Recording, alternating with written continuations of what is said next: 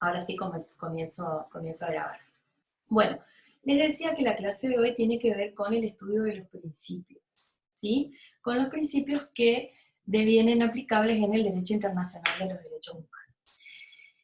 A ver, yo siempre cuando doy esta clase en forma presencial, siempre me refiero al tema de los principios en realidad y con respecto a la aplicación de reglas, ¿sí? Nosotros sabemos que en el campo del derecho, tanto los principios como las reglas son normas, ¿sí? De normas jurídicas, por lo tanto aplicables plenamente en nuestro derecho. Ahora bien, ¿qué es esto de los principios? Antes de comenzar a desarrollar el tema del principio pro persona y el principio de efectividad, me parece interesante tomar esta idea base. Y creo que una buena pedagogía hace que lo abordemos a través de un caso, ¿sí? Este caso es un caso bastante antiguo, por decirlo de alguna manera, y es un caso que tiene que ver con la aplicación de un principio realizado hace muchos años, concretamente en el año 1887 aproximadamente, por la Corte de Nueva York, el Tribunal de Nueva York. Y yo lo llamo, siempre cuando damos clase, lo llamo el caso del nieto apurado.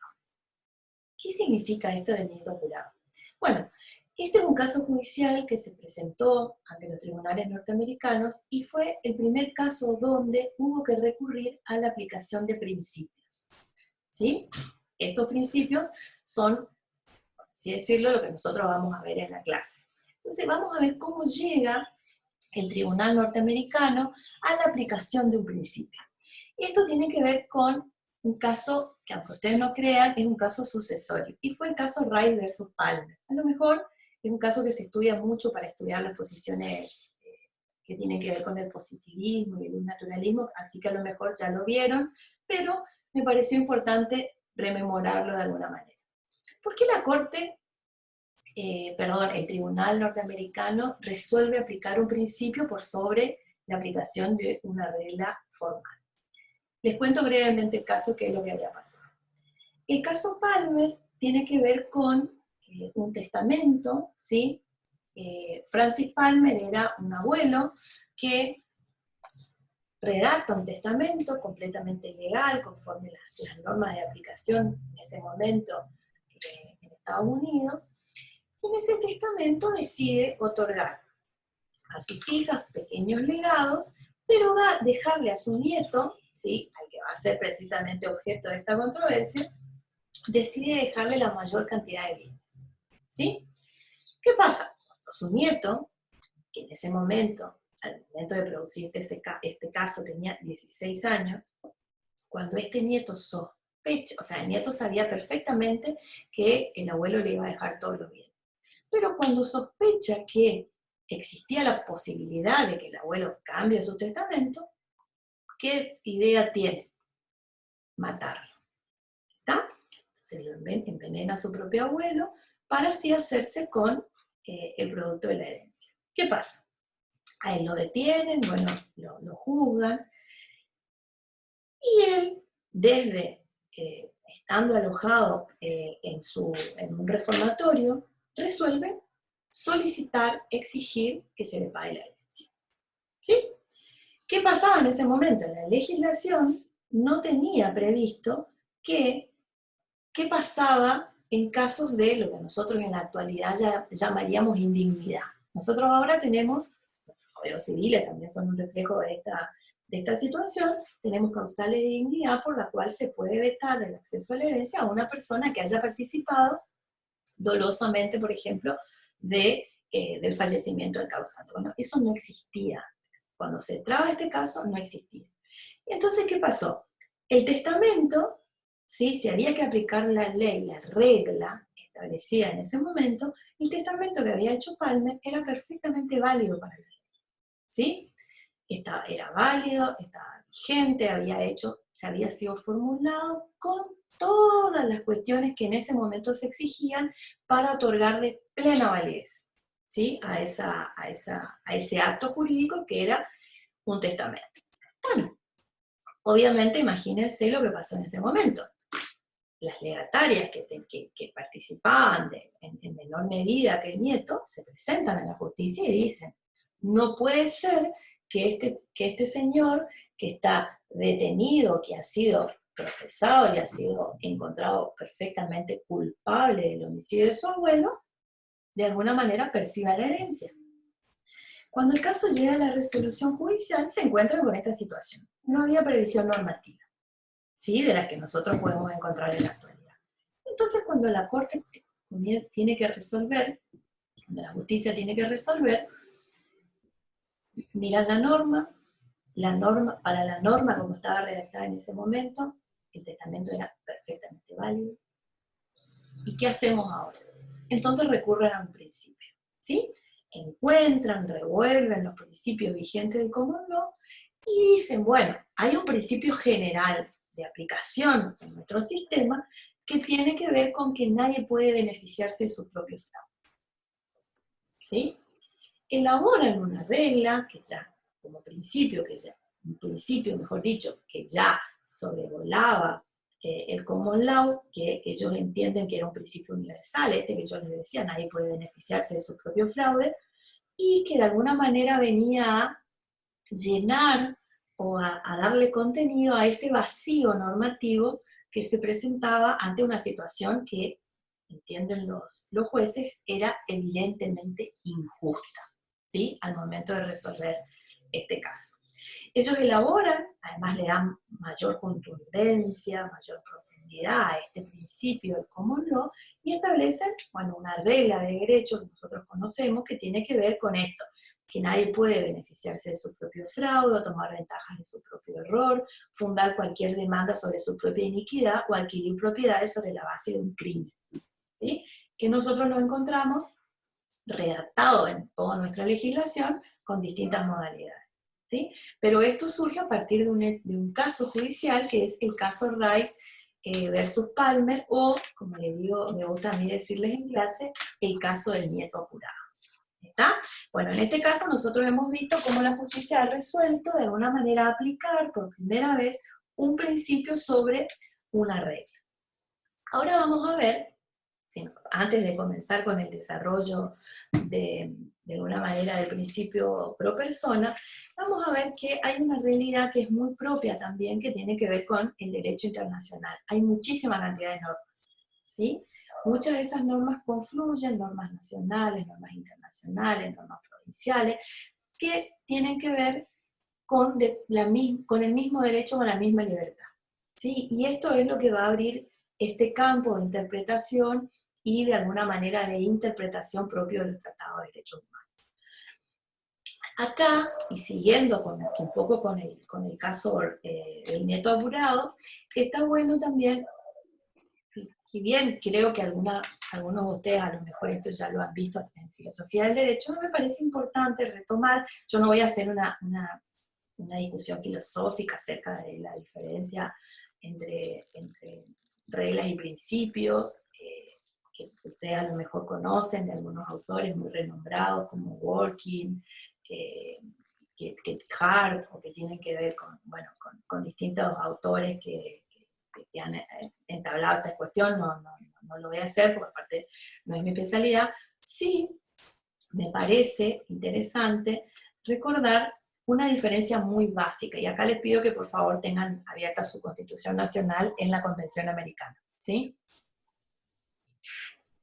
Si nosotros tendríamos que hacer una diferencia así muy rápida acerca de las reglas en cuanto, a principios y reglas, los principios y reglas son normas, ¿sí?, son normas obligatorias, pero vamos a ver con qué diferencia, ¿sí? Nosotros podemos encontrar dentro de nuestro sistema jurídico normas que son principios y normas que son reglas, ¿no? Esto es importante que lo recuerden. Para ello les pido que, para la diferencia a través de un ejemplo, les pido por favor que abran su convención americana, y rastreen dos artículos. El primero es el artículo 5.1 de la Convención Americana, ¿sí? Por acá tengo, si ustedes pueden ir mirando, y si ustedes miran el artículo 5.1, bueno, establece, por ejemplo, que toda persona tiene derecho a que se respete su integridad física, psíquica A ver, esperen que tiro bien. Y moral, si no me equivoco. Esperen que la memoria ya me falla. ¿Sí? Pues, ¿están mirando? Y después, el artículo 8.2, ¿sí? Que ustedes a lo mejor ya conocen el procesal penal. El artículo 8.2 dice que las personas inculpadas de un delito tienen derecho a, entre otras cosas, a las siguientes garantías, ¿sí? A ser asistido gratuitamente por un traductor o un intérprete, ¿sí? Si no conoce el idioma del tribunal, ¿sí? Estas dos normas forman parte de la Convención Americana de Derechos Humanos, ¿sí? ¿Vamos hasta ahí? Ahora bien, no tienen las mismas características. ¿Son normas? Sí, las dos son normas, pero la primera que hemos leído, la del artículo 5.1, es un principio, ¿sí? Y la segunda es una regla.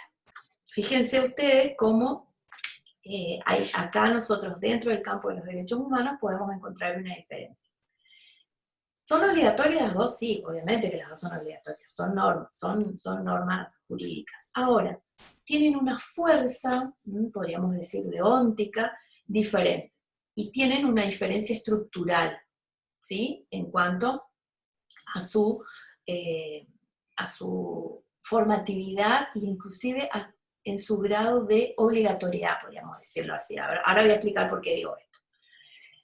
La primera, el artículo 5.1, no es que no sea obligatoria, es obligatoria. Ahora, existe, es como lo que nosotros podríamos decir en palabras de Alexis, es un mandato de optimización, ¿sí? Existen distintas formas de cumplimiento, podríamos acá nosotros abrir un paréntesis y decir, o de incumplimiento por parte de los estados, ¿sí? ¿Es obligatoria? Sí. ¿Tiene fuerza deóntica? Sí. Ahora, ¿es obligatoria? Decíamos, sí. Ahora, tiene distintas fuerzas, es decir, los estados tienen cierto grado de apreciación, ¿sí? Acerca de cómo la van a cumplir, a este principio contenido en el artículo 5.1.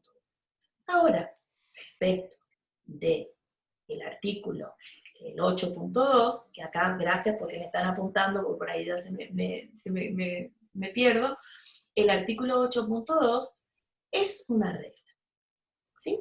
Y que por lo tanto no admite distintos grados de cumplimiento. O lo cumple o no lo cumple. La persona inculpada tiene el traductor o no lo tiene. Tiene el intérprete si no conoce el idioma o no lo conoce, o no lo tiene. ¿Ven? Fíjense cómo, por un lado, el principio complementa, en este caso, a la regla establecida en el 8.2. Ahora, la regla no admite distintos niveles de cumplimiento por parte de los estados, ¿sí? ¿Se cumple o no se cumple? ¿Sí? Y en eso creo que tenemos que ser así contundentes, ¿sí? Imagínense ustedes, en el caso del nieto apurado, nosotros podríamos decir, estaba ese principio, ¿sí? Acerca de que nadie puede beneficiarse de su propio crimen, y lo que faltaba era la regla, ¿sí? Ahí tuvimos que aplicar un principio, ¿por qué? Porque no había regla que estableciera que en ese caso a Palmer le estaba vedado la herencia. Hoy por hoy, nosotros, en nuestro régimen jurídico, en el caso, por ejemplo, este excepcional que yo les planteaba acerca de la herencia, tenemos principio, pero también tenemos la regla contenida, por ejemplo, en el Código Civil respecto de las causales de indignidad, ¿sí? Fíjense cómo operan, podríamos decir, con distintos niveles de intensidad, ambas, principios y reglas, ¿sí? Bueno, yo les decía que nosotros hoy vamos a abocarnos a los principios, ¿sí? Algunos principios que tienen que ver con el derecho internacional de los derechos humanos. Y tiene que ver con esto de la interpretación de los tratados. ¿Cómo interpretamos los tratados de derechos humanos? Y ahora vamos a ver algunas reglas que son básicas para su aplicación. Hacíamos referencia, ¿se acuerdan las clases anteriores, de lo complejo que se ha vuelto, por así decirlo, por decirlo de alguna manera, la proliferación de normas? ¿Sí? Nosotros nos encontramos con un escenario jurídico bastante complejo. ¿sí? Con muchas normas, con muchos principios, muchas reglas, que muchas veces van a versar acerca de la misma situación, ¿sí? Entonces, ¿cuáles son las respuestas que tiene de alguna manera el derecho internacional de los derechos humanos para esta situación? Lo primero tiene que ver con las reglas de interpretación de los tratados. Nosotros recordemos, ¿se acuerdan que habíamos visto cuando vimos el tema de fuentes? Y habíamos mencionado lo que tenía que ver con la Convención de Viena de Derecho de los Tratados, ¿sí? Bueno, la Convención de Viena, respecto del derecho de los tratados, tiene, ¿sí? En su artículo 31, en su artículo 32, tiene reglas de interpretación en general para los tratados que nosotros vamos a aplicar también respecto de los tratados de derechos humanos, ¿sí? Ustedes, si piensan en la clase sobre fuentes, nosotros analizamos, entre otras cosas, el artículo 31 de la Convención de Viena, ¿sí? Que establecía como una obligación del Estado respetar, obviamente, el principio de buena fe, ¿sí? El Pacta Sunt Servanda, que tiene que ver con que si los Estados se han comprometido voluntariamente en el ejercicio de su soberanía a respetar lo estipulado por las convenciones, ¿sí? Obviamente deberían cumplirlo. Eso es el principio de buena fe. Y también, en este artículo 31, se establece que los tratados deben interpretarse de buena fe, como les decía, conforme al sentido corriente, ¿sí? Que haya de atribuirse a los términos del tratado, en el contexto indicado, y teniendo en cuenta su objeto y fin, ¿sí? Esto del objeto y fin, cuando nosotros hablamos de tratado de derechos humanos, obviamente adquiere una importancia muy, muy considerable. Si no estamos hablando de cualquier tratado. Para esto recuerden, cuando nosotros veíamos la diferencia entre los tratados tradicionales y los tratados de derechos humanos, una de las cosas que decíamos era precisamente que la finalidad y el objeto del tratado, de los tratados de derechos humanos, no era como los otros tratados tradicionales, ¿sí? No se buscaba la reciprocidad, sino que eran tratados que habían sido suscritos por los estados, pero no en su propio beneficio, sino en beneficio de los derechos y libertades de las personas, ¿sí? Sujetas a su jurisdicción. Esto es un punto importante cuando nosotros analizamos los principios de interpretación. El artículo 32 de la Convención de Viena, además, yo no voy a ir muy por ahí, sino después a lo mejor les subo un trabajito o algo para que les sea más entretenido respecto al análisis de una sentencia de la Corte Interamericana que se me está ocurriendo en este momento, con los cuales nosotros podemos hablar de los distintos métodos de interpretación que existen a nivel internacional, pero el artículo 32, me quedo con esto, refiere además a formas, ¿sí? Complementarias de interpretación de los tratados de derechos humanos, ¿sí? Pero nosotros lo que vamos a ver que además de estas estipulaciones de los artículos 29 y 30, de los artículos 31 y 32 de la Convención de Viena, en el Sistema Regional de Protección de Derechos Humanos tenemos la Convención Americana, ¿sí? Que tiene un artículo propio, ¿sí? Por eso les pido que abran de nuevo la Convención Americana y busquen el artículo 29. El artículo 29, ustedes van a ver que presenta pautas propias de interpretación, ¿sí? Que son interesantes porque precisamente de esas pautas propias va a surgir lo que tiene que ver con el principio pro persona. Si ustedes miran el artículo 29, ¿sí? Establece cómo se va a interpretar la Convención Americana. Estableciendo que, bueno, ninguna disposición de la presente convención puede ser interpretada en el sentido de permitir a alguno de los estados partes, grupos o personas suprimir el goce y ejercicio de los derechos y libertades reconocidos por la convención o limitarlos en mayor medida que la regulan ellos. Esto también tiene que ver con el efecto útil de los tratados que nosotros vamos a mirar después detenidamente. El inciso 2b, limitar el goce y ejercicio de cualquier derecho, excluir otros derechos que son inherentes al ser humano o que se derivan de la forma democrática representativa de gobierno. ¿Sí me escuchan ahí? ¿Sí? ¿Bien? ¿Sí? ¿Me escuchan? Bueno, entonces les decía que nosotros tenemos el artículo 29, ¿sí? Que es un artículo específico de nuestro sistema interamericano, ¿sí? De los cuales vamos a derivar, además del efecto útil de los tratados, vamos a derivar también el principio pro persona, ¿sí? Ustedes como texto indicado, respecto de, a ver, esperen que hay algo que está me parece, con el audio activado, ¿puede ser o no? A ver, esperen que miro. Ah, sí, acá hay alguien que... A ver, están todos con el audio silenciado, escucho como un ruidito, bueno, no importa. Les decía entonces que en el texto que ustedes tienen indicado como de bibliografía básica, que es el texto de la doctora Mónica Pinto, ustedes vamos a ver que tienen distintas, podríamos decir, acepciones, por ser así grandilocuente, respecto del principio pro persona, ¿sí? Vamos a mirar, entonces releamos el artículo 29 de la Convención Americana respecto de las propias pautas de interpretación. Nosotros, cuando hablamos del principio pro persona, no es un concepto que ustedes desconocen, por lo menos en lo que tiene que ver con la interpretación, ¿sí? Ustedes a lo largo de la carrera han escuchado muchas clasificaciones que derivan del principio pro persona. Por ejemplo, se me ocurre en el derecho penal, el indubio pro reo, en el derecho laboral, el pro operario, respecto el favor debilitati, perdón, en derecho administrativo, respecto a la igualdad de armas. O sea, son cuestiones que ustedes ya conocen, ¿sí? Y que tienen que ver con la aplicación, de alguna manera, de el principio pro persona, pero a nivel de cada uno de los derechos en concreto. Yo les decía que es bueno que relean el material de Mónica Pintos, porque ella hace una clasificación interesante del principio pro persona, a la cual nosotros nos vamos a referir a continuación.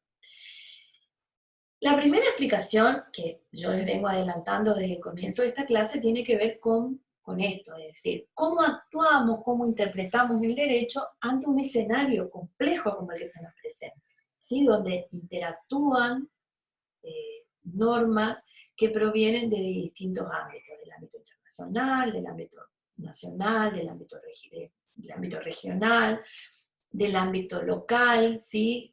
Hasta municipal. ¿Cómo hacemos nosotros cuando debemos aplicar o interpretar en una situación concreta? ¿A qué pautas de interpretación recurrimos? ¿Sí? Y acá me parece importante siempre, y esto abro un paréntesis, cuando nosotros hablamos del principio de interpretación, y también conforme los ejemplos, recurrimos a los principios de interpretación cuando, ¿sí?, la regla de alguna manera no es clara. No es que recurrimos, o en este caso, cuando hay claridad, pero hay convergencia normativa sobre el mismo punto. Ahí nosotros recurrimos a los principios de interpretación, ¿sí? La aplicación de los principios de interpretación tampoco, y esto ténganlo en cuenta para cuando tengamos que resolver algunos casos que ahora yo les voy a invitar a que resuelvan, los principios, la aplicación de principios, en ningún caso habilita a que los operadores jurídicos inventen normas, ¿sí? Esto de decir, yo creo que esto debería resolverse así, de tal manera, no importa que no esté plasmado en ninguna regla, ¿sí? Esto es, a mí me parece que así debería resolverse, ¿sí? Los principios no habilitan a crear derecho. Esto es una cosa que hay que tenerla en cuenta, sobre todo para cuando ustedes resuelvan los casos que yo después les voy a entregar. Bueno, marco legal, ¿sí? Nosotros veíamos, por ejemplo, el artículo 29 de la Convención Americana que refiere a las pautas propias de interpretación, con lo cual podemos aseverar entonces que si a mí me preguntaran acerca del marco legal del principio pro persona, indicaría en primer medida al artículo 29. Pero no solamente al artículo 29. Y acá sí, tomen nota porque esto es importante. También el artículo 5 del Pacto Internacional de los Derechos Civiles y Políticos, ¿sí? el artículo 5.2 del Pacto Internacional de Derechos Económicos, Sociales y Culturales, el artículo 23 de la CEDAW, de la Convención sobre la Eliminación de toda forma de discriminación contra la mujer, el artículo 41, creo que es el 41, de la Convención de los Derechos del Niño. Es decir, todos estos artículos y otros, yo solamente me limito a estos que me parecen los más claros, son parte del marco legal del principio del pro persona. ¿Sí? Vamos a releer el texto de Mónica Pinto, ustedes van a ver que ella define de una manera muy clara el principio pro persona, ¿sí? Dice que es algo propio del derecho internacional de los derechos humanos, por la cual, ante una determinada situación, deberá aplicarse aquella norma que en el caso concreto conceda mayores derechos o mayores beneficios y que en el caso inverso restrinja en menor medida ese derecho. ¿Sí? Esto es una definición que a mí me parece muy clara, pero también, y acá vamos a darle una vueltita de rosca al texto de Mónica Pinto, me parece interesante algunas otras definiciones que me parece que pueden hacer más comprensible esto del derecho del principio pro persona como pauta hermenéutica, ¿sí? Hay otros autores, como por ejemplo el doctor Sagüez, que entiende que el principio pro persona en su fase hermenéutica puede ser definido en dos vertientes, ¿sí? Acá vamos complejizando un poco. La primera tiene que ver con una directriz de preferencia. ¿Qué significa esto de preferencia? Lo que va a hacer este principio pro persona es inclinar aquella elección, ¿sí?, de interpretación para el caso concreto, en el sentido que en ese caso concreto, en esa situación que yo estoy mirando, imagínense ustedes como operadores jurídicos, como jueces, como juezas, como intérpretes, ¿sí? Lo que esta valoración interpretativa, esta elección interpretativa del principio pro persona va a hacer que ustedes se inclinen de alguna manera a la interpretación que en ese caso concreto otorga a la persona concreta mayores beneficios. ¿Sí? Esto creo que es bastante claro.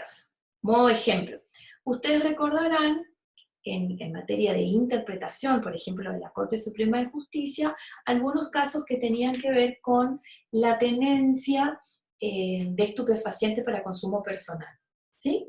Nosotros recordemos que en materia de interpretación, nuestra Corte Suprema no ha sido pacífica, ¿sí? Sino que se ha inclinado en uno u otro sentido.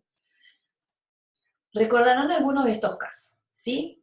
Si nosotros tendríamos que empezar con Sagüez, que es el autor que me están preguntando, el doctor Sagüez de Derecho Constitucional.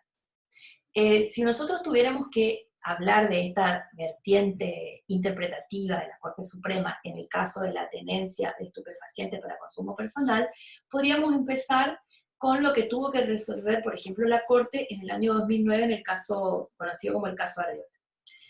Si ustedes fueran jueces de la Corte y tuvieran que elegir una fase interpretativa de esta de la que hablas, de preferencia interpretativa de la que habla el doctor Sagüez, y se pararan en el año 2009 y miraran para atrás la jurisprudencia de la Corte, se encontrarían con distintos precedentes en este tema, ¿sí? En el tema de la tenencia de estupefacientes para consumo personal. Podrían mirar Colavini, ¿sí?, con una mirada muy restrictiva respecto a la autonomía personal. Podrían mirar Basterrica, Corte Democrática, con una mirada muy amplia, o podrían mirar unos años después el caso Montalvo de la Corte menemista, ¿sí? ¿Qué hizo la Corte también en cuanto a preferencia interpretativa? Se paró en el año 2009 y miró acerca de sus propias interpretaciones y eligió de alguna manera la Basterrica. Basterrica, en ese momento, en todo momento, representa una visión muy amplia acerca de la autonomía personal frente a esta situación de la posible inconstitucionalidad o no de la consumo de estupefacientes, del consumo personal de estupefacientes, por lo cual la Corte, mirando sus propios precedentes, miró que eligió, por decirlo de alguna manera, una vertiente interpretativa más amplia respecto de la aplicación del caso concreto, en el caso Arriola. Por eso Arriola repite, ¿sí?, Ustedes miran sus considerandos, repite y casi transcribe, ¿sí?, los pronunciamientos de Basterrica, ¿sí? ¿Por qué? Porque la Corte misma dice, si tengo que elegir precedentes, también lo tengo que hacer respecto de la aplicación del principio pro persona, y en ese caso, elegir lo que se entendía era más beneficioso, ¿sí?, para la persona que en ese momento estaba siendo juzgada. Fíjense, acá nosotros tenemos una preferencia interpretativa, ¿sí?, resuelta por la Corte Suprema de Justicia de la Nación. La segunda vertiente de la que habla Sagüez tiene que ver con el principio pro persona como preferencia normativa, ¿sí? Esto es lo que nosotros hablábamos al principio, ¿sí? ¿Cómo elegimos en un sistema tan complejo jurídicamente hablando como el nuestro, qué norma aplicar? ¿Sí? Entonces, lo que van a decir los autores tiene que ver con que en los casos concretos de aplicación, de aplicaciones de normas, tendremos que elegir aquella que en el caso concreto, ¿sí?, brinde mayores beneficios, mayores libertades, mayores derechos. Esto, que parece no importante, piénsenlo desde una lógica antes de que ustedes conozcan el principio pro persona. Si yo antes tenía que resolver una cuestión entre conflictos de normas, ¿cómo lo hubiera resuelto? Lo hubiera resuelto a través de la aplicación de la jerarquía. Hubiera dicho, no, si está en una jerarquía superior, de alguna manera tengo que aplicarla antes que la norma que está en una jerarquía inferior. Bueno, el principio pro persona de alguna manera destruye, vamos a ponerlo entre comillas, este principio y permite que nosotros podamos aplicar al caso concreto normativa que tiene, por así decirlo, una jerarquía inferior, si esa normativa de jerarquía inferior concede en el caso concreto mayores beneficios, ¿sí?, y mayores derechos. Si nosotros pensamos en una hipótesis que tiene que ver con conflicto normativo, lo primero que podríamos pensar es, bueno, pero dentro de las convenciones internacionales no podría haber convenciones internacionales, normas convencionales que sean inconvencionales, ¿sí? Podríamos pensar también, respecto del conflicto, del posible conflicto normativo, no puede haber normas constitucionales inconstitucionales, ¿sí? Eso, así en una primera aproximación. Respecto del segundo caso, de las normas constitucionales inconstitucionales, acá yo abro un paréntesis y les traigo a memoria un famoso caso de la Corte Suprema de Justicia de la Nación que se resolvió en el sentido de una norma constitucional inconstitucional que tenía que ver con el caso Fay, ¿sí? Cuando se resuelve el Fay, precisamente, que fue la jurisprudencia que subsistió muchísimo tiempo en la Corte Suprema, se resolvió la inaplicabilidad de esa cláusula constitucional que se había originado en la reforma de 1994, que establecía una edad límite para poder ejercer la judicatura. Fíjense que eso que nosotros decíamos, no puede ser, sí puede ser, y nosotros lo hemos tenido en nuestra historia constitucional. ¿Sí? Después de Fay, nosotros conocemos hace pocos años el antecedente del juez Schifrin, que bueno, que de alguna manera permitió revertir la discusión acerca de esta norma constitucional que se planteaba como inconstitucional, ¿sí? Bueno, pero más allá de eso, si nosotros no tomamos en cuenta el principio pro persona, podríamos resolver cualquier caso que se nos presente a discusión casi intuitivamente a través de la jerarquía constitucional. Decimos, ¿para qué tenemos jerarquía? Bueno, si yo tengo jerarquía, por ejemplo, pensemos en distintos tipos de normativas. Pensemos que tengamos que resolver una situación que, por ejemplo, involucra, pensemos en un caso de violencia contra las mujeres. Entonces yo diría, bueno, yo tengo que resolver una situación que se lleva acá en Corrientes. Bueno, entonces voy a buscar la CEDAW, que tiene jerarquía constitucional. Y bueno, pero que a lo mejor la CEDAW, que también en principio estaba pensada como una convención sobre la discriminación, no me va a aportar nada para el caso que yo tengo que resolver. Bueno, entonces voy a buscar la Convención Belén do Pará. que no tiene jerarquía constitucional, pero tiene jerarquía supralegal. Miro la Convención Belén do Pará y resulta que tampoco, porque acá también abro un paréntesis. Los términos en los cuales están redactados muchas veces las convenciones son términos muy amplios, ¿sí? Y términos muy ambiguos, porque ustedes tienen que tener en cuenta que la redacción de todas las cláusulas convencionales están sujetas a un proceso de negociación por parte de los estados, ¿sí? No es que no se dieron cuenta que la cláusula convencional es ambigua o es poco clara, no. Se dieron cuenta. Lo que pasa que la redacción que nosotros conocemos es la redacción que de alguna manera permitía que los estados estén de acuerdo, ¿sí? Y aprueben el tratado. O sea, no es casual. Hay un proceso de negociación. Por lo cual, siguiendo con nuestro ejemplo, ¿qué pasa? Miramos la convención, la CEDAW, miramos la Belén do Pará y resulta que nada. Bueno, entonces vamos a la ley nacional, ¿sí? Miramos la ley 26485, miramos su decreto reglamentario y nada. O por lo menos, en el caso concreto, nosotros no nos da la respuesta que nosotros necesitamos. Pero resulta que, vamos a suponer, yo miro el Código Procesal Penal que se aprobó acá en Corrientes el año pasado, y el artículo 32 del Código Procesal Penal de Corrientes establece la indisponibilidad de la acción en los casos de violencia de género, ¿sí?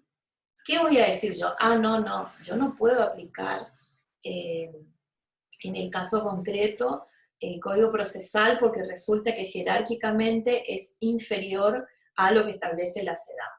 Claro, obviamente que no, esto es imposible que suceda, porque lo que va a permitir el principio pro persona es no solamente aplicar como preferencia normativa la regla que otorgue mayores beneficios, ¿sí? En el caso concreto, para las libertades y los derechos, sino que también me va a permitir, me va a exigir también, mejor dicho, aplicar la norma más específica, ¿sí? Imagínense ustedes que si yo estoy hablando de una cuestión netamente procesal, como por ejemplo tiene que ver con esto de lo que yo les hablaba de la indisponibilidad de la acción penal, no voy a encontrar ese tipo de precisiones en un instrumento internacional para todos los estados. Sí lo puedo encontrar, como en este caso, en un código de procedimientos, ¿sí? Esto que va a hacer que yo lo pueda aplicar sin dudarlo, aunque a mí el sentido común me diría, y sí, es más específico, es concreto y refiere exclusivamente al tema que yo estoy abordando. Bueno, lo que va a hacer el principio pro persona es darme además las herramientas técnicas legales para poder aplicarlo sin ningún tipo de dudas, ¿sí? También hay que tener en cuenta que cuando nosotros hablamos de los tratados de derechos humanos, ¿sí? Hay que tener en cuenta que hay que tener una visión generalizada y global, ¿no? De que los derechos que están contemplados en todos los tratados de derechos humanos, de alguna manera se alimentan entre sí, y hay que mirarlo siempre de una manera integral, sobre todo cuando nosotros hablamos de los instrumentos de derechos humanos que tienen jerarquía constitucional. Bueno, también como parte del marco legal que yo referenciaba al principio, tenemos que recordar, y acá les pido que anoten, algunas opiniones consultivas, ¿sí? Que vienen de la Corte Interamericana. La primera de ellas es la opinión consultiva número 5 del año 85, que establece, fíjense, una forma de aplicación de la misma Convención Americana. Establece que si a una misma situación le son aplicables la Convención Americana y otros tratados internacionales de derechos humanos, debe prevalecer la norma más favorable a la persona. Es decir, la misma Corte Interamericana de alguna manera establece que en el ámbito regional de protección interamericano, no necesariamente para el caso concreto va a regir la Convención Americana si al momento existe otro instrumento internacional de derechos humanos que en el caso concreto tutele en mayor medida o mejor, podríamos decir, el derecho a la libertad que en el caso se está discutiendo, ¿sí? O que también posea la menor restricción posible. Ahora vamos a hablar del tema de la restricción, ¿sí? Esto es importante porque la Corte de alguna manera refuerza esto que venimos sosteniendo y lo va a hacer también en otras opiniones consultivas, como por ejemplo la número 18 del año 2003. Ahí se va a referir a la interpretación de los instrumentos internacionales de derechos humanos y concretamente va a hablar del principio pro persona, ¿sí? Dice que cuando uno interpreta un instrumento de derechos humanos, tiene que tener en cuenta el principio pro homine. En ese momento se llamaba así, ustedes van a ver que el texto de Mónica Pinto inclusive refiere al principio pro homine o pro hombre, nosotros hablamos del principio pro persona como se lo conoce en la actualidad. Dice que en el contexto de la interpretación internacional, entonces, esta opinión consultiva, debe aplicarse el principio pro persona en la forma que otorgue mayores beneficios a la persona humana y se refiere en este punto concretamente a una interpretación que había hecho el Estado de México respecto de los indocumentados. En esta opinión, en la 18/3, México había interpretado las cláusulas de la Convención Americana, de la Declaración Americana y de la Declaración Universal como una excusa de alguna manera para restringirle derechos a las personas que en ese momento se encontraban indocumentadas en este país. ¿Sí? Bueno, si nosotros seguimos con el texto de Mónica Pinto, que yo tomo como base, como para que ustedes lo puedan repasar, también vamos a ver que el texto de Mónica Pinto referencia al principio pro persona desde otra vertiente, podríamos decir, que tiene que ver con la regulación jurídica de los derechos humanos. Esto, si ustedes pudieran mirar, lo primero que tienen que tener en cuenta es que, aunque nosotros hablemos de derechos humanos, no hablamos de derechos absolutos, ¿sí? Hablando de derechos humanos, también decimos que son derechos susceptibles de una reglamentación razonable. ¿Está? Ahora vamos a ver cuáles son las pautas que el principio pro persona nos regala, por decirlo de alguna manera, para establecer cuándo esa reglamentación de un derecho es razonable y, por lo tanto, admitida en el contexto del sistema interamericano. ¿Sí? Lo primero que les pido es que miren la Convención Americana en el artículo, creo que el artículo 32, a ver si pueden mirar, el artículo 32 que, fíjense, habla de los derechos, la correlación entre los deberes y los derechos, establece que toda persona tiene deberes para con su familia, la comunidad y la humanidad, y, punto 2, los derechos de cada persona están limitados por los derechos de los demás, por la seguridad de todos y por las justas exigencias del bien común en una sociedad democrática.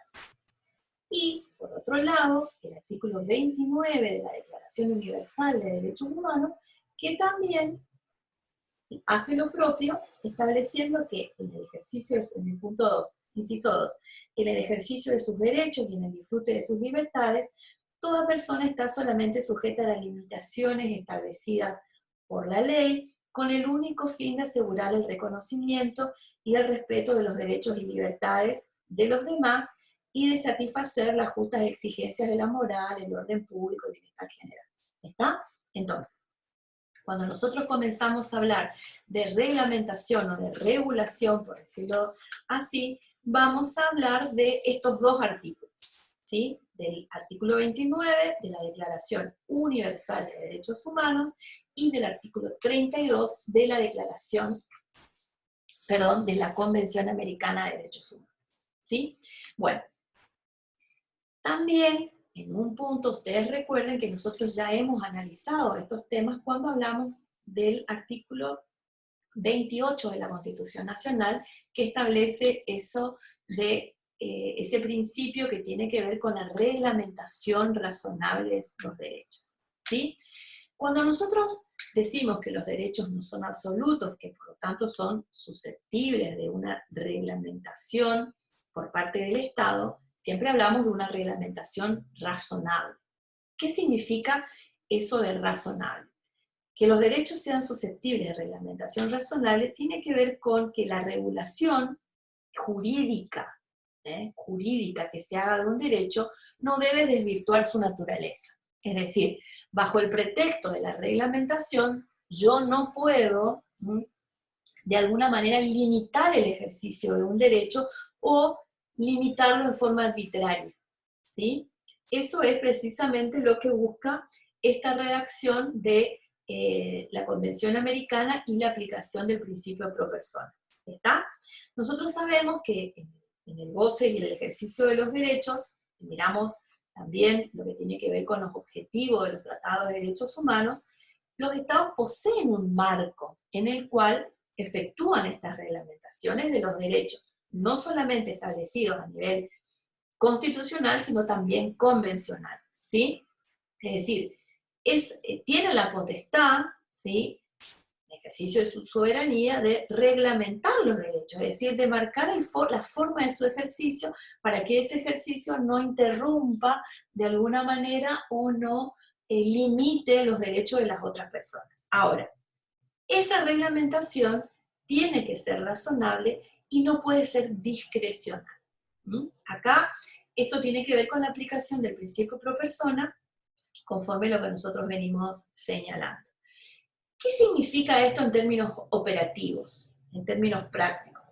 Significa que todas las normas que se van a dictar, que van a dictar los estados y que tengan por objeto las restricciones de los derechos, las restricciones legítimas, siempre son legítimas, en el marco del derecho internacional de los derechos humanos, para estar sujetas a limitaciones. Esto es muy importante. No cualquier tipo de restricciones, sino restricciones legítimas y razonables. Vamos a ver ahora cuáles son esas limitaciones que operan, sobre todo en el ámbito del sistema interamericano de derechos humanos. La primera tiene que ver con las condiciones y las circunstancias generales que autorizan a restringir determinados derechos. Esas circunstancias generales deben estar establecidas en leyes. Esto es muy importante. Pero no cualquier tipo de leyes, ¿sí? En leyes que deben estar fundadas y dictadas en razón del interés general y que tienen que respetar, ¿sí?, el propósito bajo el cual fueran dictadas. Además, nosotros conocemos, y esto ustedes ya lo han estudiado en Derecho Constitucional, que la exigencia que deviene propia, que deviene del derecho internacional y que se aplica a los estados, tiene que ver con que esas leyes sean leyes en sentido material y leyes en sentido formal. ¿Se acuerdan qué significaba esta diferencia? Bueno, cuando nosotros hablamos de leyes en sentido formal, esto tiene un objetivo, que es evitar la arbitrariedad de los gobiernos, ¿sí? ¿Por qué hablamos de leyes en sentido formales? Porque lo que se va a tratar precisamente de buscar en el ámbito de nuestros países es que esas leyes hayan pasado por un proceso, o mejor dicho, un procedimiento formal de discusión, ¿sí? Que obviamente es propio de cada estado, pero que respeta las mayorías y las minorías, ¿sí? Y que respeta el debate, porque no estamos hablando de cualquier cosa, estamos hablando de una restricción legítima al ejercicio de un derecho humano. ¿Está? Entonces, por un lado tenemos la exigencia de la ley en sentido formal, pero también tenemos la exigencia de la ley en sentido material. ¿Qué significa esto? Que además de todo esto que venimos diciendo, se adiciona un elemento extra, que en este caso proviene del artículo 30 de la Convención Americana y que tiene que ver con el propósito de esa reglamentación, ¿sí? O de esa restricción. Precisamente ese propósito es la razón de interés general, la razón del bien común. No pueden establecerse restricciones porque sí, ¿sí? Siempre la finalidad tiene que ser el interés general y el bien común, tal cual como se sostiene en el artículo 30 de la Convención Americana de Derechos Humanos, que ustedes pueden ir mirando. Otra exigencia que también viene de la aplicación del principio pro persona tiene que ver con la causa que se invoque, ¿sí? Tiene que estar invocada una causa, ¿sí? para justificar la restricción, ya sean de las que están establecidas en la Convención Americana, que generalmente tienen que ver con el interés, la seguridad nacional, el orden público, la salud pública. Ahora vamos a ver este tema de la salud pública, que muchas veces también están denominados, por ejemplo, en lo que es la Convención Americana, con lo que nosotros llamamos conceptos indeterminados, ¿sí? ¿Qué entendemos nosotros por seguridad nacional? ¿Qué entendemos por salud pública? ¿Qué entendemos por orden público? Ustedes en el texto tienen referenciado inclusive algunas opiniones de la Corte Interamericana respecto a qué significa el orden público en un Estado democrático, qué significa la salud pública, ¿sí? Que no todo justifica, de alguna manera, el ejercicio de una restricción, ¿sí? Otro punto que ustedes recordarán que es importante, tiene que ver con el inciso, creo que 3, de la Convención Americana, ¿sí? El inciso 3, que establece que los derechos y garantías inherentes al ser humano que se derivan de la forma democrática representativa de gobierno, ¿sí? Entonces, acá también está el principio democrático, ¿sí? En el ejercicio de las potestades que tienen los estados, también hay que tener en cuenta que las restricciones legítimas tienen ese límite, ¿sí? Tienen que ser los límites vinculados con el ejercicio de la forma republicana y democrática de gobierno. Ustedes recuerden que en nuestro ámbito, tanto la Carta de la OEA, como la Declaración Americana y la Convención Americana, marcan una relación casi intrínseca entre los derechos humanos y los sistemas democráticos de nuestros estados, ¿sí? Esto es importante que lo recordemos, sobre todo recordemos que en este ámbito van a tomar especial importancia todo lo que tiene que ver con las restricciones a la libertad ambulatoria, ¿sí? A los derechos de reunión, al ejercicio del derecho de asociación. Es decir, van a ser toleradas de alguna manera dentro del sistema de protección americana, regional, del sistema interamericano, siempre y cuando sean de alguna manera las esperadas dentro de un régimen democrático de gobierno. Esto no hay que olvidarlo en este sentido. Cuando nosotros hablamos de la Corte Interamericana, la Corte tiene ya dicho esto en varios de sus pronunciamientos, porque sostuvo que en el ámbito del sistema interamericano de protección, siempre las restricciones que se hagan por parte de los estados deben responder a una necesidad social imperiosa. Esa es la fórmula que utiliza la Corte Interamericana, que esté destinada a preservar un interés público imperativo. No cualquier interés público, sino un interés público imperativo, y que entre varias de las opciones, ¿sí?, que puedan ser elegidas para el caso en el Estado, debe elegirse aquella que en esos casos restrinja la menor cantidad de derechos o lo restrinja en su menor extensión. Fíjense, acá tenemos también otra particularidad de la aplicación del principio pro persona, ¿sí? Y además, esa medida, esa restricción legítima debe ser proporcionada, ¿sí?, a la finalidad que se persigue en la norma.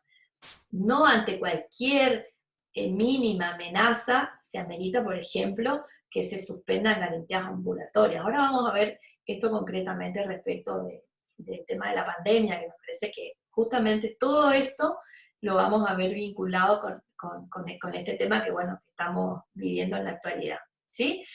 La normativa que se dicte, que respete estas condiciones, además, tiene que ajustarse a ese objetivo, ¿sí? No a cualquier objetivo o a objetivos ocultos que pueda estar buscando el Estado y que no lo dice. No, tiene que ser claro, tiene que surgir casi directamente de la aplicación de la norma y la persecución de un objetivo. No puede haber motivaciones ocultas o escondidas por parte de los estados y de los gobiernos, ¿sí? Y a esto hay que sumarle una característica que a mí también me parece muy importante, que tiene que ver con la aplicación del principio de igualdad y no discriminación. Cuando nosotros hablamos de restricciones, no hablamos estas restricciones que sean establecidas a través de leyes en sentido formal y en sentido material y que respeten estos puntos que nosotros venimos analizando, tampoco pueden ser leyes discriminatorias. ¿Sí? Si de alguna manera yo voy a restringir derechos, la norma, ¿sí?, tiene que ser general. Yo no puedo decir en una normativa, bueno, esta restricción es válida respecto de este grupo de personas, ¿sí? Con sesgo discriminatorio y no respecto de este grupo de personas, ¿sí? Acá obviamente confluyen todas las cláusulas que contienen los tratados de derechos humanos respecto de las prohibiciones relativas a las discriminaciones en materia de edad, sexo, condición social, condición religiosa, bueno, todo lo que ustedes ya conocen y que después vamos a ver particularmente cuando veamos derecho a la igualdad. Fíjense, yo les decía que qué interesante ahora que nosotros estamos en esta situación de pandemia. Acá tengo extractos del decreto, del primer decreto, porque en realidad luego este decreto fue como prorrogado, ¿sí? Lo que hacía a la cuestión de la pandemia. Fíjense si ustedes miran y si lo tienen a mano, creo que es 239, si no me equivoco, el de 297, perdón, el decreto 297, vamos a ver cómo se dio legalmente esta situación de las restricciones por las cuales nosotros, por ejemplo, estamos dando clase a través de la plataforma del Zoom y no en el campus de la facultad. Ustedes recuerdan que el decreto, si ya lo leyeron, si no, búsquenlo, porque es interesante ver hasta qué punto se han cumplido o no las exigencias que establece la Convención Americana respecto de las restricciones legítimas. Este decreto establece el aislamiento social, preventivo y obligatorio, que en un principio era hasta el 31 de marzo, después se prorrogó por otro decreto. Establece razones de fuerza mayor, ¿sí? Que de alguna manera dice que, bueno, deben tomar semejante medida tan drástica, una de las más extremas en clave de libertades y de restricciones. Se establece que, si bien el artículo 14 de la Constitución Nacional establece la libertad de entrar, permanecer, transitar y salir del territorio, entre otros derechos, que es uno de los pilares de los cuales está organizado todo nuestro sistema, y también habla de lo que tiene que ver con la aplicación de la Convención Americana y de, por ejemplo, del Pacto Internacional de Derechos Civiles y Políticos respecto a la libertad ambulatoria. A continuación, establece que por vía de decreto se establece la necesidad y urgencia de restringir esta libertad ambulatoria. Y fíjense que gran parte de sus fundamentos, si ustedes leen el decreto, establece que la regla o el objetivo en el artículo 1 tiene que ver con la amenaza y el riesgo sanitario que enfrentamos, con lo cual se trata de proteger la salud pública, ¿sí? Que es una de las cuestiones que están enumeradas en la Convención Americana, lo que constituye una obligación inalienable del Estado Nacional para todas las personas que habitan en el país o se encuentran. ¿Ah? Se establece así la medida de aislamiento social, preventivo y obligatorio. A continuación, los fundamentos que da el mismo decreto tienen que ver con, se cita la Convención Americana del artículo 22, inciso 3, respecto de la excepción que se está dando en este decreto de la garantía establecida en el artículo 22, inciso 1 de la Convención Americana. También refiere al Pacto Internacional de Derechos Civiles y Políticos, ¿sí? Estableciendo que de alguna manera la medida que se tomó respeta estas condiciones que nosotros analizamos recientemente con el tema del sistema interamericano. Interesante porque ustedes saben que, no sé si ya lo habrán visto, pero si lo leyeron, respecto a este primer decreto se presentó un amparo colectivo, ¿sí? El famoso caso Kingston, o algo por el estilo, que fue muy debatido y muy puesto en consideración, y que precisamente lo que este abogado discutía era si este decreto cumplía o no cumplía, ¿sí? Las formalidades, entre otras cosas, las formalidades establecidas que yo acabo de mencionarles respecto a la forma en que ha sido dictada. Si un decreto de necesidad de urgencia era compatible o no con el sistema interamericano y si por lo tanto podría o no limitarse, ¿sí? Ciertamente la libertad ambulatoria y, bueno, y todas las medidas que fueron indicadas. Ustedes saben que el caso Kingston, ahora les voy a mandar la sentencia para que la quieran leer, bueno, fue rechazado, por supuesto, por los jueces de una forma bastante dura, inclusive fue muy criticado, y yo esto digo que pasa cuando nosotros discutimos derechos a través de las redes sociales, a lo mejor con lo que nosotros vemos, estamos analizando, tenemos otra mirada, ¿sí? Acerca de esta presentación judicial que hizo el abogado. Ustedes fíjense que cuando la forma en que fue rechazado era una forma bastante dura, y sobre todo teniendo en cuenta que le aplicaron todas las costas.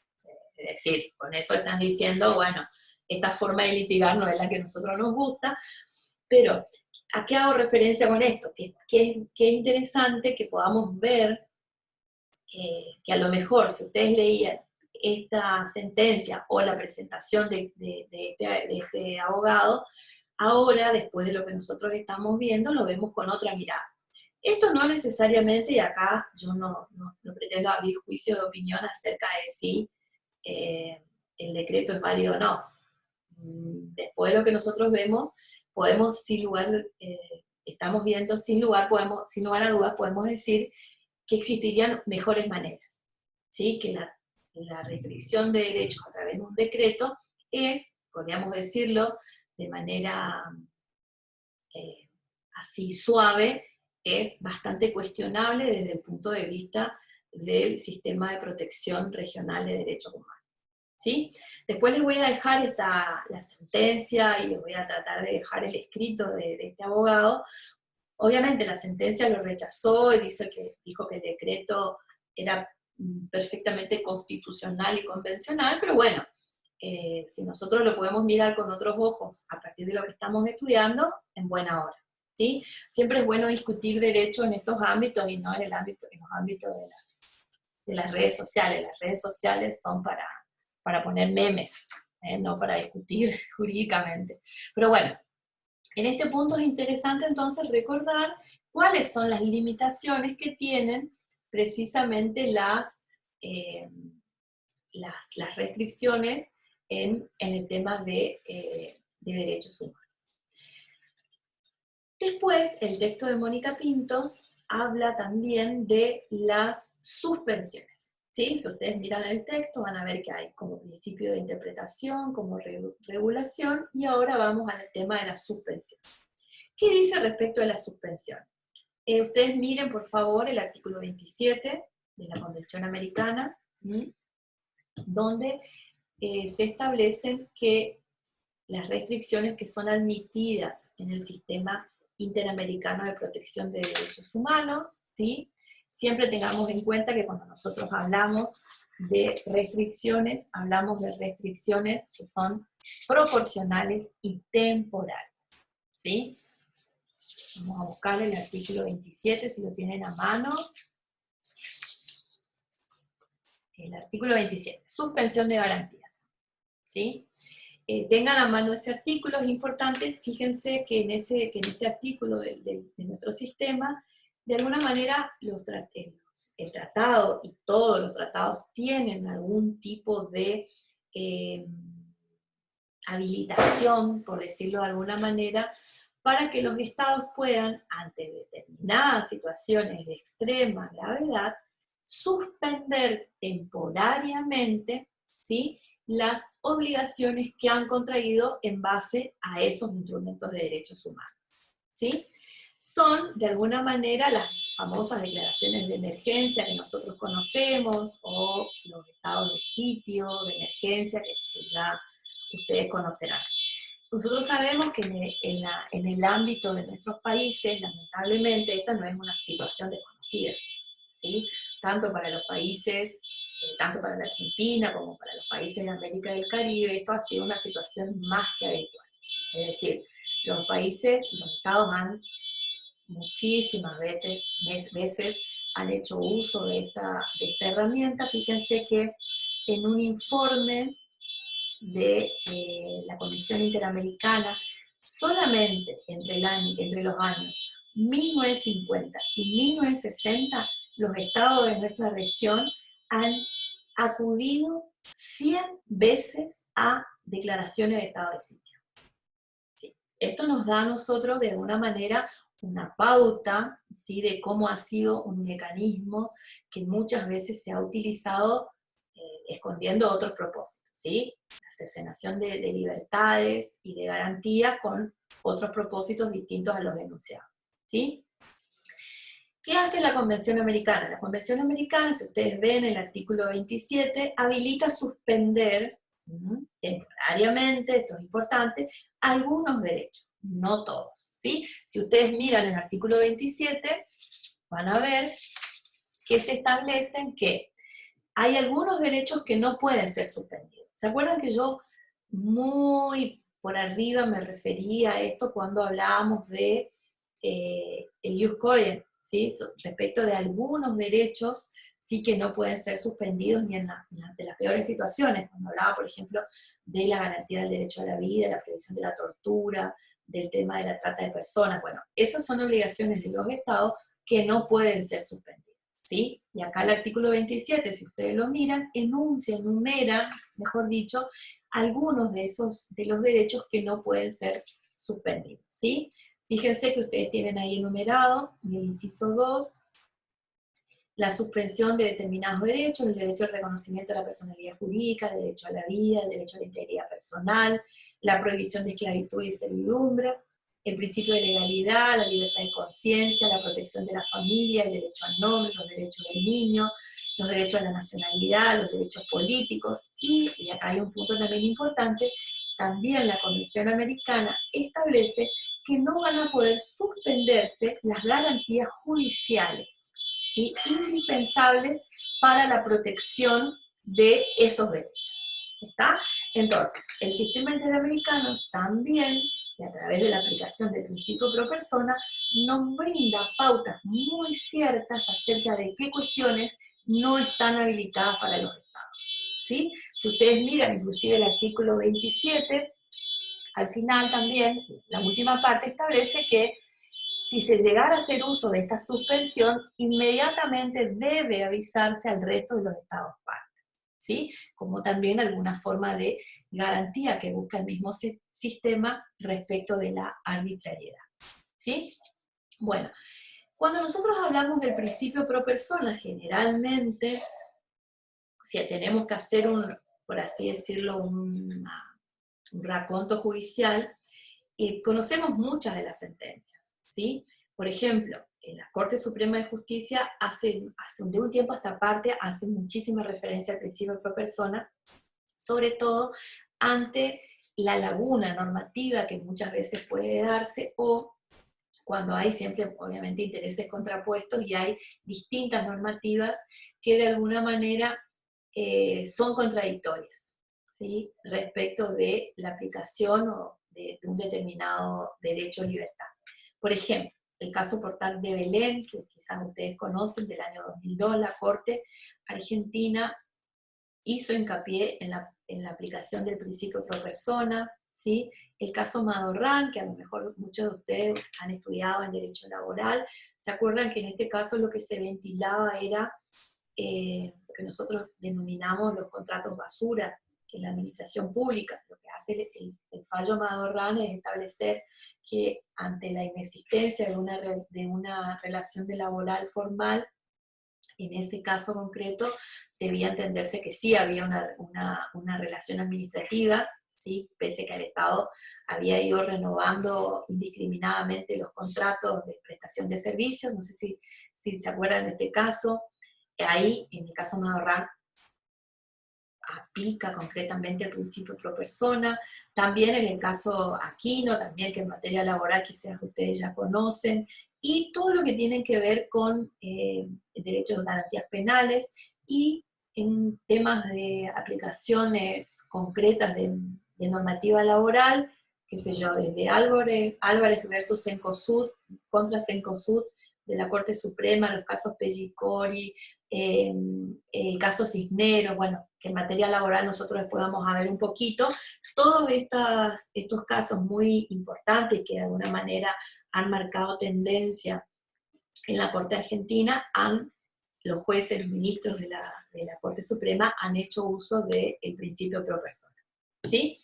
Bueno, como otra cuestión derivada de ese artículo 29, nosotros vamos a ver, que no es menor, lo que tiene que ver con el primer inciso. ¿Se acuerdan que yo les decía respecto del efecto útil de los tratados?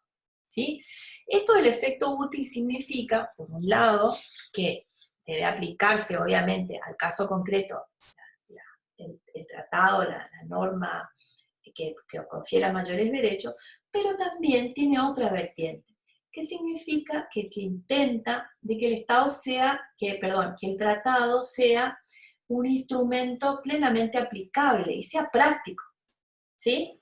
Es decir, que los derechos que están consagrados en los tratados internacionales de derechos humanos tengan una faz práctica para los Estados. Es decir, que puedan aplicarlos en una forma, lo que veremos después, altamente, podríamos pensar, evolutiva.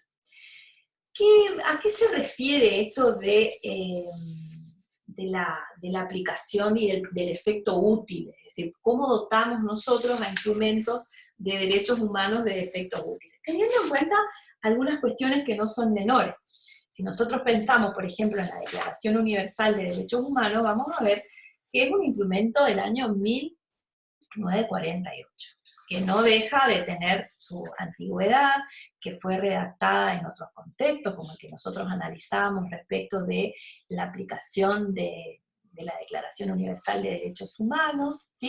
Son instrumentos, por así decirlo, con su propia antigüedad, ¿sí? Si pensamos en la Convención Americana de Derechos Humanos entró en vigencia en el año 1978, estamos hablando de otro contexto social, también eso es importante, pero vamos a ver que respecto al principio de efectividad, la Corte Interamericana se ha referido, por ejemplo, cuando tuvo que evaluar, en el caso, creo que yo se los había mencionado, un caso contra Trinidad y Tobago, el caso Constantine, en ese caso, la Corte Interamericana tuvo que dilucidar si eran aceptables o no las reservas que Trinidad y Tobago había hecho respecto de la Convención Americana. En ese punto, toma esto del efecto útil de los tratados para considerar que ante este principio, contenido en la primera parte del artículo 29 de la Convención Americana, no podían tenerse en cuenta las reservas, ¿sí?, que oportunamente el Estado había formulado, ¿sí? Si nosotros tomamos en cuenta esto de lo que yo les decía, la interpretación dinámica, que muchas veces hace falta para dotar de efecto útil a los tratados, sobre todo teniendo en cuenta no solamente la antigüedad que tienen estos instrumentos que yo me refería, la Declaración y la Convención Americana, sino también que, como fueron pensados en otro contexto, si la Corte Interamericana, por ejemplo, no hace una interpretación dinámica y evolutiva, muchas de las cosas que nosotros entendemos como propias de la sentencia, del sistema, hoy por hoy no existirían. Y ahora explico por qué. Pensemos, por ejemplo, en el caso Atala-Rifo versus Chile, ¿sí? Ustedes recordarán que en esta sentencia lo que se discutía era la sentencia de la Corte Suprema de Justicia de Chile, que bajo el pretexto del interés superior del niño había privado, ¿sí?, de la tenencia a Carmen Atala de sus hijas, porque Carmen Atala había decidido vivir con su pareja mujer, ¿sí? Fíjense si el caso Carmen Atala tendría que haber sido de alguna manera sometido a la jurisdicción de la Corte Interamericana con una interpretación literal de la Convención Americana. No hubiera sido posible. ¿Por qué? Porque ustedes se imaginarán que al momento de redacción de la Convención Americana, a nadie se le pasaba por la cabeza, ¿sí?, que las personas, por ejemplo, pudieran contraer matrimonio con otra persona del mismo sexo. No solamente no estaba en la cabeza del Código Civil, tampoco estaba en la cabeza de los estados al momento de escribir la Convención Americana. Es decir, si nosotros no tendríamos una interpretación evolutiva y dinámica de la propia convención, muchos de estos casos no podrían haber sido resueltos. ¿Cómo resolver si esta situación con una cláusula literal de la Convención Americana del año 1978? Era imposible, ¿sí? No había manera. Entonces, como parte de este principio de interpretación, de efecto útil de los tratados, que tanto el sistema como los propios países tratan de darle a los tratados de derechos humanos, es posible precisamente este tipo de interpretación, como diríamos, acorde a los tiempos. Otro caso. Y pensemos, por ejemplo, en la sentencia contra Costa Rica respecto a los tratamientos Artavia Murillo, ahí ya me salió. El caso Artavia Murillo de la Corte Interamericana contra Costa Rica, donde la situación que se discute era si el Estado podía válidamente o no prohibir los tratamientos de fecundación humana asistida. No había manera. Imagínense ustedes, década del 70, que los estados pudieran adelantarse y pensar e imaginar siquiera que eso iba a ser posible. ¿Tá? Si no existiera esta interpretación evolutiva de los tratados internacionales de derechos humanos, en este caso de la Convención Americana, ese caso nunca se podría haber resuelto. ¿Sí? Por eso, cuando nosotros miramos las pautas de interpretación y miramos, por ejemplo, este artículo 29 que nos da tanto, ¿sí? Para tanto material de alguna manera como para poder plantearlo, vamos a ver que merced a este tipo de interpretación nosotros conocemos y de alguna manera discutimos muchas de las sentencias que de lo contrario no podrían haber sido resueltas, digamos, de casos contenciosos ante la Corte Interamericana, que si la Corte no se planteara este tipo de solución e interpretación actual, para dotar de efectividad los tratados, nosotros no contaríamos con todos estos insumos legales que contamos en la actualidad. Bueno, como estamos con el tiempo un poco ajustados, ahora lo que voy a hacer es, voy a parar la grabación, espérenme, y habilito el audio para que podamos charlar un poco acerca de estos temas.